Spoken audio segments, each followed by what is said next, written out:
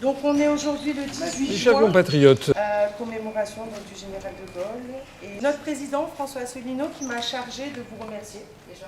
Il n'a pas pu être là, mais il a voulu faire un petit discours qu'on va vous lire, Hervé et moi. Donc Hervé va commencer. Je le laisse commencer. C'est parti. François Asselineau s'y pose la question. Qu'est-ce que qu'être fidèle à l'esprit du 18 juin? Il a une analyse que si De Gaulle a tranché pour la rupture définitive de la rébellion suprême à l'occasion de son appel, ce n'était pas le fruit du hasard. C'est parce que c'était dans sa personnalité même et depuis son adolescence être un rebelle, d'être homme qui dit non.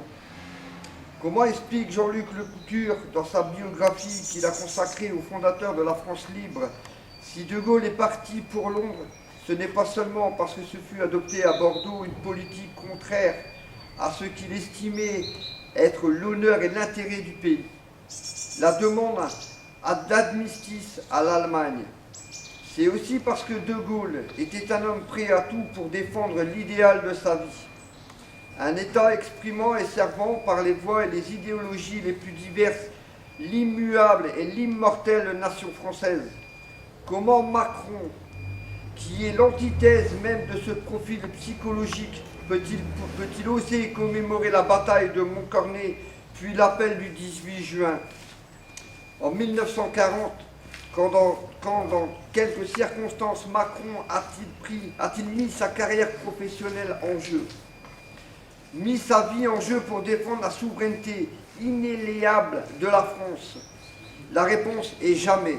François Asselineau rappelle en conséquence, en conclusion, cette phrase adressée par De Gaulle à pour justifier le scandale qui a provoqué sa célèbre phrase « Vive le Québec libre » en 1967. Rien n'est jamais définitivement perdu dans la vie des peuples si les dirigeants ne s'abandonnent pas aux fausses fatalités de l'histoire. C'est cela l'esprit du 18 juin. Les Français ne doivent jamais abandonner aux fausses fatalités de l'histoire. Pour l'indépendance de la France, tous les pays du monde rêvent de l'indépendance et célèbrent, mais aujourd'hui, nous ne sommes plus indépendants, nous sommes mis sous la tutelle, celle de l'Union européenne, celle de l'euro et celle de l'OTAN. Être fidèle à la lettre et à l'esprit de l'appel du 18 juin, c'est refuser cette triple et fausse fatalité de l'histoire. Cela fait bien longtemps que l'appel du 18 juin, cet appel à la mobilisation de tous pour sauver la patrie en danger de mort, n'a jamais eu autant de sens qu'aujourd'hui. Les Français doivent comprendre que ce combat est toujours d'actualité et que notre mobilisation est indispensable.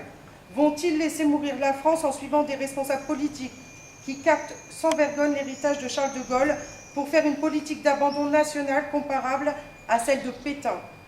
Ou bien vont-ils répondre à cet appel en comprenant que de nos jours, l'appel du 18 juin se confond avec l'appel pour le Frexit? C'est la question essentielle que pose aujourd'hui la commémoration de l'appel du 18 juin à nos compatriotes. Donc effectivement, on peut voir dans quel état est la France. On a notre général qui l'a libéré, mais on se sent toujours occupé.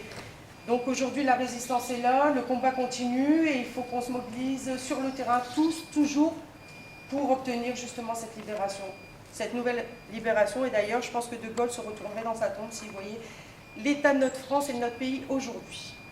Voilà. Et je tenais vraiment à vous remercier et notre président vous remercie tous, même s'il n'a pas pu être là, il est fier de vous. Allons, enfants de la patrie, le jour de gloire est arrivé. Contre nous de la tyrannie, l'étendard sanglant élevé.